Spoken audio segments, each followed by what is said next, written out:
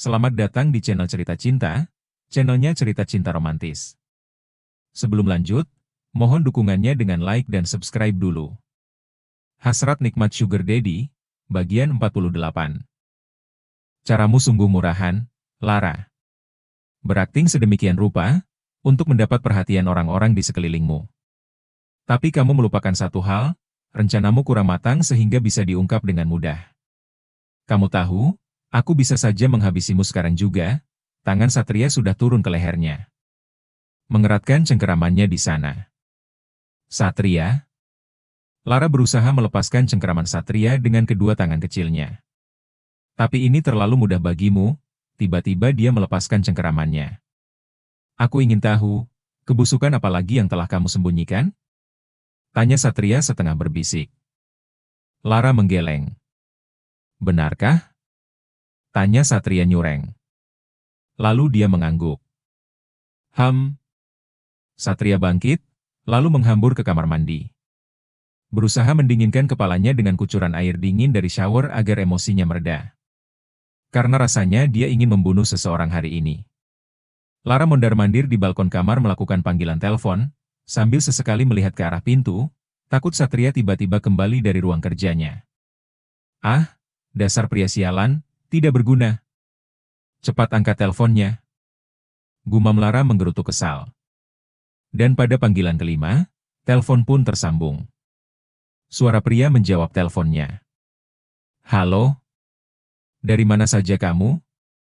Kenapa tidak memberi kabar? Aku telepon sejak kemarin kamu tidak merespon. Tugasmu belum selesai sampai kalian melenyapkannya. Tahu?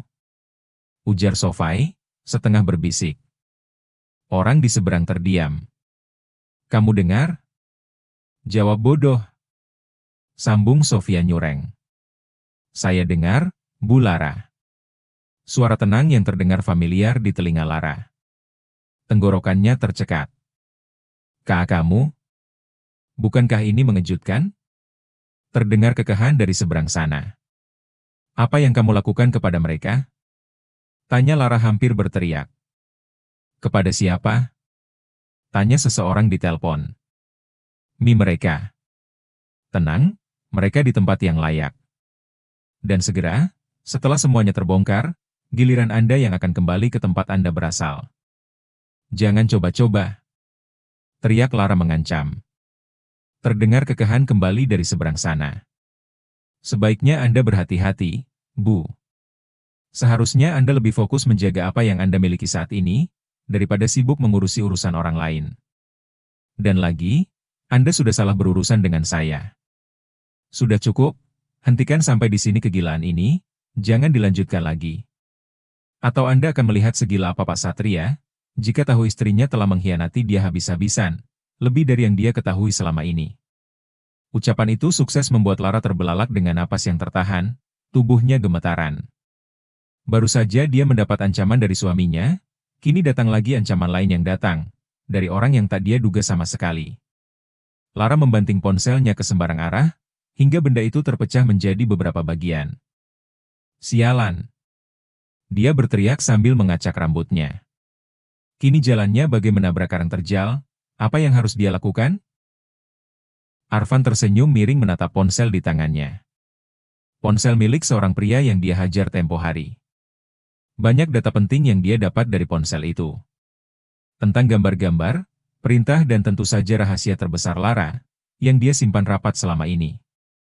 Jika dia tak mampu menyelesaikan ini sendirian, maka aku yang akan menyelesaikannya. Lara telah salah memilih target. Gumam Arfan, seraya meletakkan kembali ponsel itu di saku jasnya. Selama ini, Arfan tak pernah peduli dengan apapun yang dilakukan Satria, selama dia menjadi asistennya. Pria itu hanya mengerjakan segala perintah atasannya dengan baik tanpa celah. Baik urusan pekerjaan maupun urusan pribadi Satria dia yang menangani. Namun, semenjak dia menerima data-data lengkap seorang perempuan dari masa lalu Satria, pikirannya mulai berubah arah. Segala yang berhubungan dengan perempuan itu, yang dia terima begitu mengusik hatinya. Hingga tanpa dia sadari, ada yang sedang tumbuh dan berkembang di dalam hati kecilnya. Sebuah perasaan yang lain yang tak pernah dia rasakan sebelumnya. Meski dia berusaha mati-matian untuk menepisnya, namun perasaan itu makin hari malah semakin menguat. Sering bertatap muka dengan Sofia di berbagai kesempatan bersama Satria. Ataupun mendengar atasannya itu bertelepon ria dengannya, setiap saat tak membuatnya kehilangan rasa. Dia malah sering menikmati momen itu sendirian. Merasakan debaran di dada yang selalu berdetak 3 kali lebih cepat, saat sosok itu melintas di hadapannya. Aneh bukan? Dia menyadari perempuan itu milik siapa, tapi hatinya tidak mau mengerti. Semakin ditekan perasaannya malah semakin menguat. Hatinya menjadi egois sendiri, tidak mau bekerja sama dengan otak dan tubuhnya. Kamu sudah menemukannya? Tanya Nicholas yang baru tiba di villa miliknya, menyambut kedatangan Arvan, yang sengaja dia panggil karena sebuah urusan. Arvan menggeleng. Belum. Cih. Kalian lambat sekali. Berbeda dengan orang-orangku dulu, 24 jam sudah dipastikan bisa menemukan target. Arvan hanya mendelik. Dia malah teringat cerita tentang kejadian ditemukannya Arini, setelah 1 tahun kemudian sejak perempuan itu dan Surya menghilang. Temukan dia Arvan, sebelum anakku menggila. Saya berusaha, Pak. Kamu tahu, dia persis seperti aku dalam urusan perempuan. Saya bisa lihat itu, Pak. Ujar Arvan menjawab. Dan bisa dipastikan pula, kegilaannya juga akan sama seperti aku dulu saat mengejar Arini. Arvan terdiam. Aku hanya takut dia mengulangi kesalahanku. Dan malah akan membuatnya menyesal seumur hidup, ujar Nicholas menghela napasnya dalam-dalam. Arvan mengangguk. Jadi, segera temukan Via. Dia tidak mungkin pergi terlalu jauh, lanjut pria 75 tahun itu. Iya, Pak. Jawab Arvan mengangguk. Mungkin dia pergi ke suatu tempat yang aku tahu, gumam pria tua itu, membuat Arvan mengernyit. Sofia sudah seminggu sejak dirinya tiba di kampung halaman Arini, mendengar banyak cerita tentang ibu dan keluarga mereka. Pergi ke banyak tempat dengan bibinya, Bu Rahayu. Menemui banyak orang. Sana keluarga yang lain, saudara dari kakek neneknya di kampung itu. Dari sini Sofia mengetahui bahwa keluarga ibunya bukan merupakan masyarakat biasa. Mereka cukup terpandang di daerah itu. Dulu kakeknya merupakan tetua kampung yang disegani banyak orang. Membuat keluarga mereka dikenal sebagai keluarga berpengaruh. Sofia lega, kini dia tak merasa rendah diri lagi. Dirinya bukan perempuan yang tak jelas asal-usulnya seperti perkataan Lara. Dia memiliki keluarga besar yang jelas. Memikirkan itu membuat Sofia kembali teringat Satria. Hatinya kembali bergemuruh. Rasa sakit menyeruak begitu saja, ketika mengingat kata-kata yang dilontarkan pria itu. Tapi kini dia tak meneteskan air mata. Sudah cukup tangisan itu keluar, tidak hari ini dan seterusnya. Dirinya tak boleh menangisi pria itu lagi sampai kapanpun, batin Sofia meledos. Sofia memperhatikan bibinya, yang sedang berbincang dengan petani yang menggarap sawah mereka. Ternyata keluarganya memiliki sawah dan ladang yang lumayan luas, yang dikelola dengan baik oleh Bi Rahayu. Menghasilkan bertonton padi setiap panen. Gudang di belakang rumah menyimpan tumpukan puluhan karung berisi gabah kering, yang siap digiling atau dijual ketika musimnya tiba. Perempuan 60 tahun itu terlihat tegas, ketika memberikan pengarahan kepada petani penggarap lahan mereka. Ayo pulang, sebentar lagi zuhur, ajak Bi Rahayu. Sofia mengangguk. Kamu tahu, besok panen raya, dan akan ada banyak acara di sini setelah panen.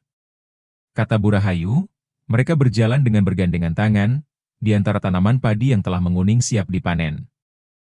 Seperti apa Bi? Tanya Sofia penasaran. Ah, pokoknya nanti seru, yang tidak kamu temukan di daerah manapun. Sofia mengangguk. Kamu masih di sini, kan? Boleh, Bi? Tanya Sofia fals. Ya boleh atuh, masa nggak boleh? Di sini rumah kamu juga, kamu bisa tinggal selama yang kamu mau. Kalau bisa tinggal selamanya di sini biar bibi ada teman. Sofia tersenyum. Sudah mengabari keluarga kamu? Tanya bibi bertanya setelah beberapa saat. Ayah dan ibu pasti ngerti. Kamu punya suami? Tanya Bik Rahayu ragu-ragu. Sofia terdiam, dirinya memang belum banyak bercerita tentang masalah itu. Punya? Ucap Sofia akhirnya menjawab. Punya anak? Ada, 8 tahun. Jawab Sofia lagi, kini menoleh wajah bibinya. Lalu bagaimana keadaan mereka jika kamu tinggalkan? Anak Via sama ayah dan ibu, pasti baik-baik aja. Dan suami kamu? Tanya Bik Rahayu kepo. Sofia terdiam lagi, kepalanya kini menunduk. Bi Rahayu mengelus lengan keponakannya dengan lembut. Lagi marahan, ya? Tebak B Rahayu nyungir. Sofia masih terdiam. Jangan lama-lama marahannya, dosa. Ucapnya nyugir. Sofia menatap kotak persegi di pangkuannya, yang diserahkan bibinya beberapa saat yang lalu.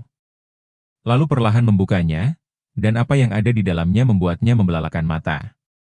Isinya perhiasan emas yang jumlahnya lumayan banyak, dengan model kuno zaman dulu. Itu bisa kamu jual nanti kalau kamu pulang, ucap Bu Rahayu membuyarkan lamunan Sofia. Tapi ini, itu milik ibu kamu, dia memang gemar mengumpulkan barang semacam itu. Dulu Bibi bingung mau diapakan emas sebanyak itu. Soalnya Bibi tidak suka, dan sekarang Bibi serahkan kepada kamu. Ucapnya, seraya mengeluarkan beberapa benda dari dalam lemari. Hasil penjualan gabah tahun ini juga lumayan, menyerahkan tas berisi uang yang juga lumayan banyak. Bibi, kenapa uang sebanyak ini disimpan di rumah? Tanya Sofia meletakkan kotak itu di atas tempat tidur, dan menghampiri Bik Rahayu yang masih berdiri di dekat lemari. Bibi malas untuk urus-urus keban, ucap perempuan itu tergelak. Ini kamu simpan, sambungnya, menyerahkan tas berisi uang itu kepada Sofia. Ini kebanyakan, Via masih punya kok, banyak. Tidak apa-apa, kamu yang pegang. Nanti kalau kamu pulang, simpan di bank.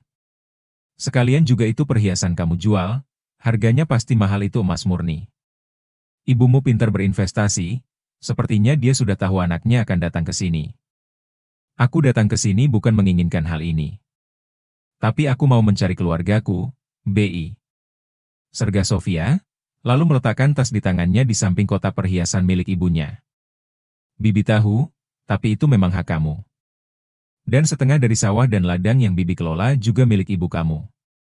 Jadi kalaupun kamu meminta itu semua juga pasti Bibi berikan. Kalau kamu mau sekarang bisa kita bagi dua. Kami hanya dua bersaudara, jadi tidak akan sulit membagi dua harta warisan kakek dan nenek. Sofia menggeleng. Jangan, biarkan saja sawah seperti itu, jangan dibagi dua. Itu milik kamu sekarang, ujar Bik Rahayu. Iya, biarkan saja seperti itu, buat tabungan di hari tua. Nanti aku mau tinggal di sini kalau sudah tua. Bu Rahayu tertawa, sekarang pun kamu di sini. Iya, maksudnya nanti-nanti. Mungkin beberapa hari lagi aku mau pulang dulu, ada urusan yang harus diselesaikan. Perempuan itu mengangguk-angguk. Kalau ada masalah itu memang harus diselesaikan, tidak boleh dihindari. Semakin lama dibiarkan akan semakin berlarut-larut, tegas Bik Rahayu. Sofia terdiam lagi. Hadapi dengan tenang, dan selesaikan. Ucap Bibi mengelus punggung keponakannya dengan lembut.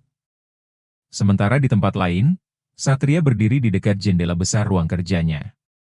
Menatap pemandangan kota Jakarta yang dipenuhi gedung-gedung pencakar langit. Sudah 2 minggu sejak Sofia pergi, dan pria itu sering berdiri di sana seperti saat Sofia masih ada, melakukan kebiasaan perempuan itu. Menatap pemandangan kota dari jendela dimanapun dia berada. Di apartemen, di hotel, atau ketika dia ikut berkunjung ke kantor. Rasa rindu ini semakin besar. Rasanya menyesakan, dan terasa ngilu hingga ke ulu hati. Apalagi jika ingat kata-kata terakhir, sebelum dirinya meninggalkan perempuan itu di apartemen Arfan. Dalam keadaan berantakan dengan pecahan kaca di sekitar tubuhnya. Dadanya terasa remuk, setiap detik dia merutuki kebodohannya, yang masuk perangkap drama lara dengan mudah. Seseorang mengetuk pintu kemudian masuk dengan tergesa. Satria menoleh. Arfan datang membawa sebuah dokumen di tangannya. Pria itu kembali bekerja di sana, setelah Satria memohon dan bernegosiasi. Perusahaan sangat membutuhkan dia, dirinya tak bisa menemukan pegawai seperti Arfan, yang mampu menangani segala hal dengan baik. Belum lagi Nicholas yang secara langsung memintanya kembali, mendampingi putranya yang sedang sulit dikendalikan. Sekalian menjaga agar pria itu tak melakukan hal yang gila. Sejumlah uang baru saja masuk ke rekening Sofia. Dengan jumlah yang banyak, ujar Arfan meletakkan dokumen di meja kerja Satria. Pria itu menghampiri meja. Lalu meraih map berwarna biru, yang isinya kertas printout dari mutasi rekening atas nama Sofia. Ada setoran masuk dengan jumlah yang sangat banyak, untuk ukuran seseorang yang sedang kabur. Ciamis, gumam Satria mengerutkan dahi. Arfan mengangguk pelan. Astaga! Kenapa tidak terpikirkan sama sekali? Dia pasti sedang berada di kampung halaman ibunya. Gumam Satria mengusap wajahnya kasar. Sepertinya begitu, sambung Arfan. Siapkan mobil, aku harus ke sana. Pinta Satria memerintahkan. Tapi tempat itu sebenarnya sangat jauh dari kota. Sulit dicapai dalam waktu singkat. Aku tidak peduli. Kalau perlu keluarkan helikopter untuk pergi ke sana. Aku mau menjemput istriku. Teriak suara Satria menggelegar. Arfan memutar bola matanya. Dia mulai lagi, gumamnya dongkol. Kamu tidak dengar, Arfan? Gertak Satria nyureng. Mungkin kita sebaiknya membiarkan dia sendiri dulu, Pak. Biarkan dia menikmati waktunya sendirian. Atau, aku tidak bisa membiarkan dia di sana sendirian, kita harus membawanya pulang.